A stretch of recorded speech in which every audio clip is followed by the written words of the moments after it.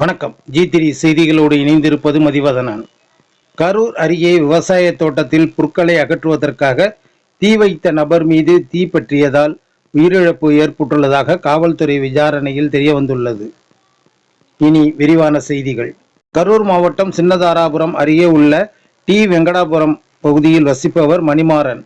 இவர் கரூர் மாநகராட்சி குடிநீர் வடிகால் வாரியத்தில் பணிபுரிந்து வருகிறார். தனக்கு சொந்தமான 2 ஏக்கர் தரிசு நிலத்தில் உள்ள புற்களை அகற்றுவதற்காக தோட்டத்திற்கு தீ வைத்துள்ளார். இந்நிலையில் தோட்டத்தில் சுற்றிலும் தீ பரவியதால் உள்ளே சென்ற மணிமாறன் வெளியே வர முடியாமல் தீ வளையத்துக்குள் மாட்டிக்கொண்டார். அருகில் இருந்தவர்கள் வந்து பார்த்தபோது உடல் முழுவதும் தீக்காயம் ஏற்பட்டு சம்பவ இடத்திலேயே அவர் உயிரிழந்துள்ளார். இதுகுறித்து சின்னதாராபுரம் காவல்துறைக்கு தகவல் தெரிவிக்கப்பட்டது. சம்பவ இடத்திற்கு விரைந்து வந்த காவல்துறையினர் உயிரிழந்த மணிமாறன் உடலை உடற்கூறு ஆய்வுக்காக அரவக்குறிச்சி அரசு மருத்துவமனைக்கு அனுப்பி வைத்துள்ளனர். மேலும் வயலில் எரிந்து கொண்டிருந்த தீயை தீயணைப்பு துறையினர் அணைத்தனர்.